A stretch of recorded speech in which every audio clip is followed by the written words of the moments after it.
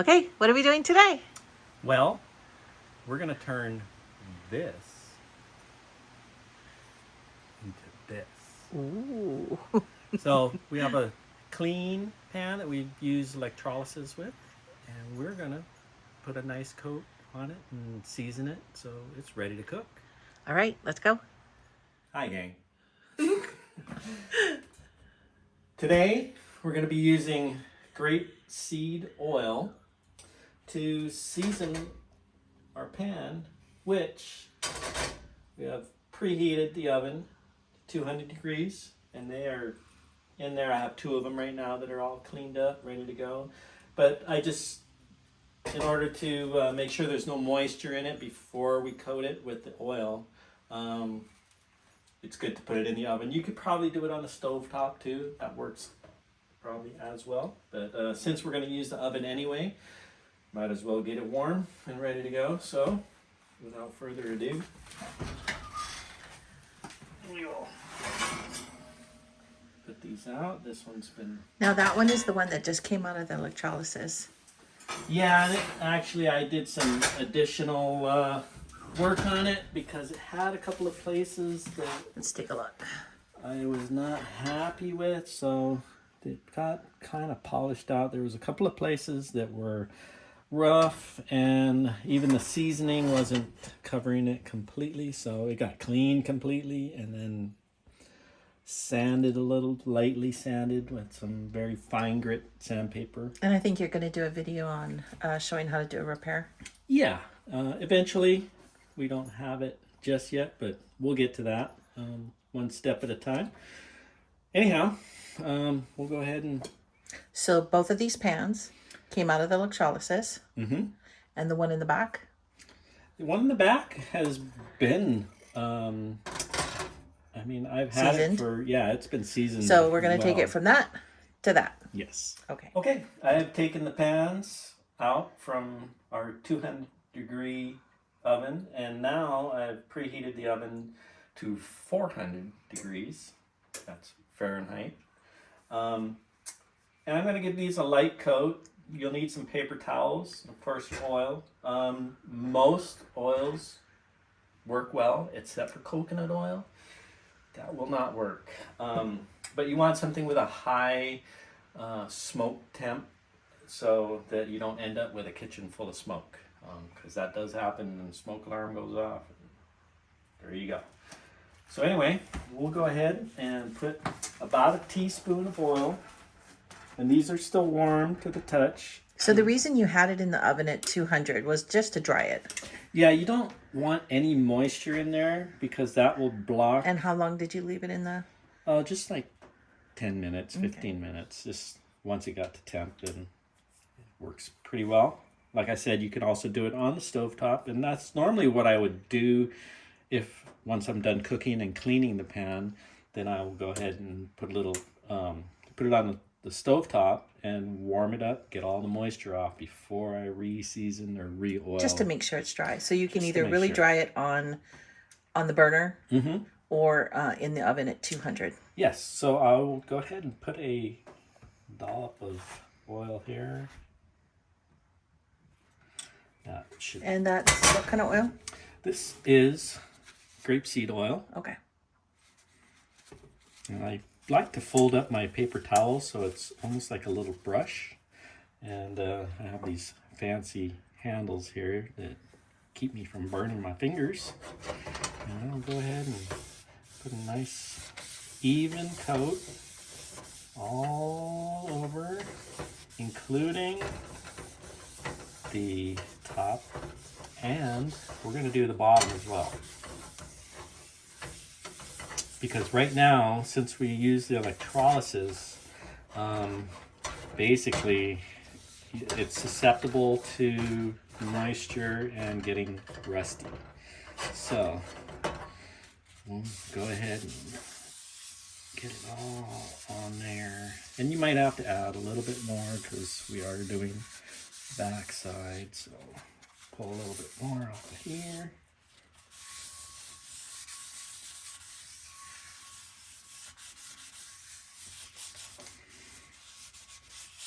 And you don't want it to go super heavy. You just need to get it covered. Even light is a better,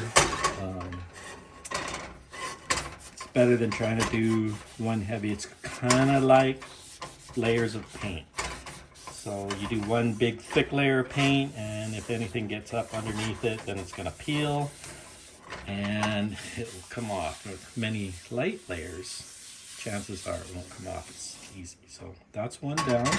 Okay, so you did the top, bottom, and handle. Mm-hmm. Okay. I'll go ahead and set this on the side for now. We'll do this one. And they're pulled off enough that I'm not burning my hand when I pick it up. Same thing. That's a little bit too much, but we're going to go ahead and wipe it with another paper towel once we're done.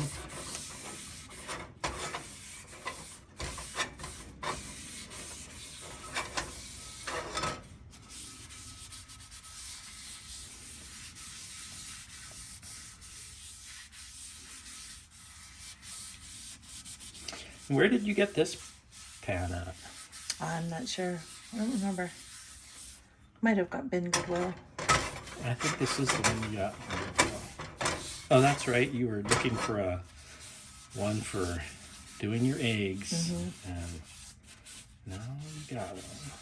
So that's pretty evenly coated. You can see it's kind of thick on the bottom. I don't know if you could see the kind of globs of oil in there. Yeah, so if there's too much oil, just take a napkin and kind of get the excess. I'm gonna reach over here and grab. Oh, Will.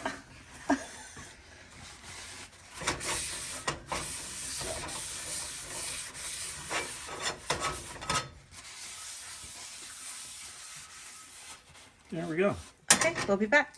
Okay, now that our pans are lightly and evenly oiled with grapeseed oil,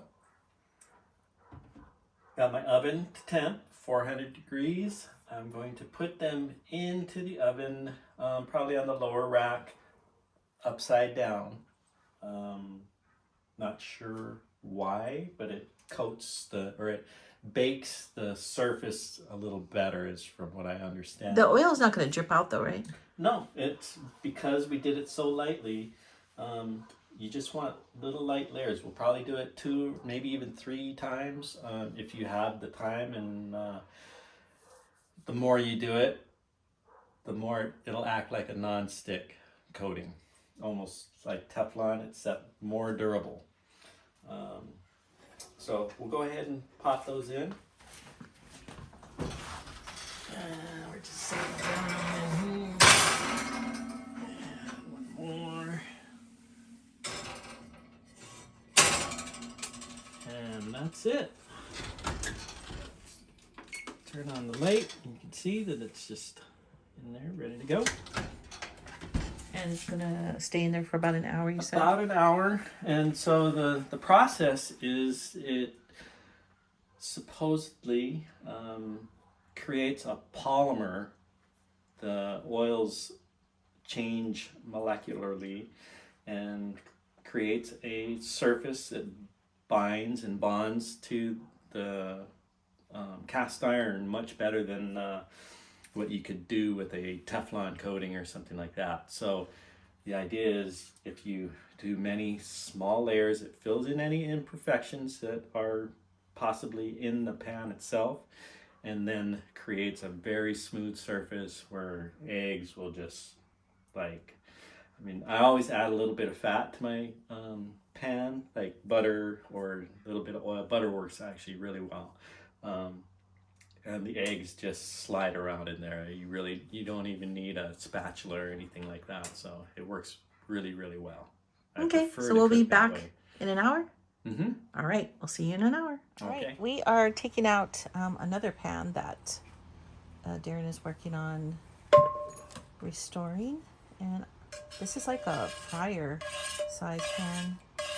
So this one is going to be coming up in another video. So look forward to that. Hi guys, we're back. We have gone through the seasoning cycle. I think this is the 4th time. Am I correct? Yeah, I think so. We did 4 times on these two pans right here, and you can see they've gotten kind of darker in color. You can still kind of see the machine marks in this one. Let me zoom in a little bit.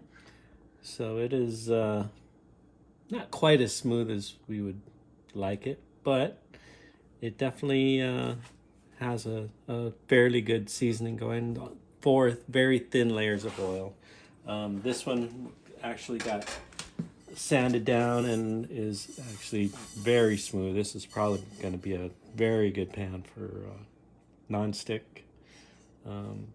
But it's like I said, we've gone through the process 4 times, 4 cycles, and it is basically ready to enjoy and cook with, and hopefully not have anything stick to it. So the process afterwards, when you're done cooking, is this. What I do is I just clean it with hot water. I don't use any soap. There's debate on whether or not the soap is detrimental to the finish or not.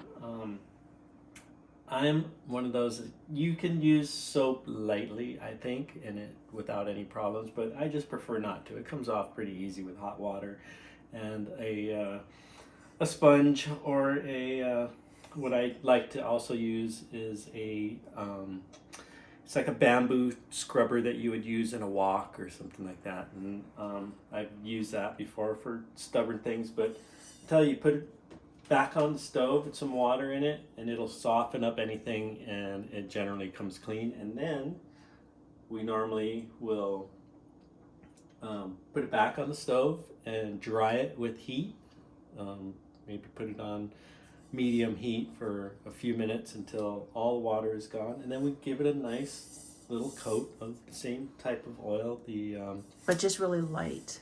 Yeah, just a light coat of oil, even wiping it down with a dry paper towel afterwards, and then it's ready to go for the next time. And they're great pans. We use them every day. Nothing wrong with them. We were, I think during our last filming, this was one that we had was pulling out of the electrolysis. Yeah, and that looks good. Yeah, it came out really good. If you could feel it, this feels like a mirror. It is so smooth. What kind of pan is that one? This is actually a Waypack, and Waypack, I believe, you can correct me if I'm wrong in the comments, but they went out of business in 1926, I want to say. And they have different insignias or marks on them. There's an Indian one. I'm not sure where this one lies. This is called the Z is it a fryer? Insignia. I'm not sure what they call it. I like that one. It's a beautiful pan, but it's 100 years old. Nice. And it is brand new looking and ready to go for at least another 100 years.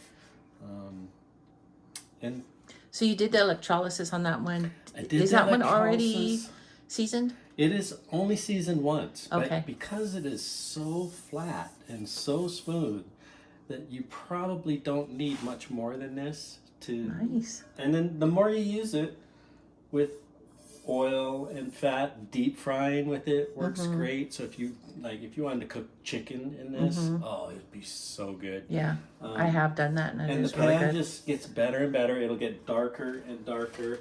This was another one that we had. It was in the closet for a while, and you can kind of see it's got some marks on it. It was only seasoned once. This is a number 6, and it is a Wagnerware Sydney. But again, a very it's old. It doesn't have the made in the U.S. stamp on it, so that dates it at least 60 years old, because they started doing that in 1964. So once again, a 60-year-old pan that works better than most brand new pans that you can get with a little upkeep. That's the only thing. Cast iron.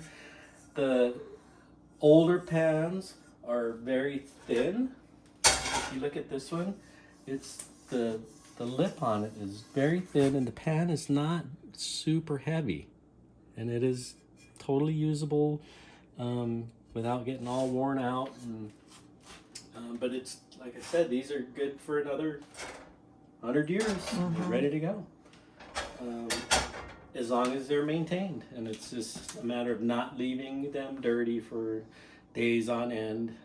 You will start to etch into the seasoning, so just take care of your pans, and pans will take care of you. It's interesting I always think back on the meals that this pan has cooked before I got a hold of it. You know what I mean? It's like, they must have, and the people that we got it from, they went camping all the time, and they were believers in cast iron. It's a safer alternative. So that's all I got for now. Okay, I guess we'll see you next time. Bye. Bye.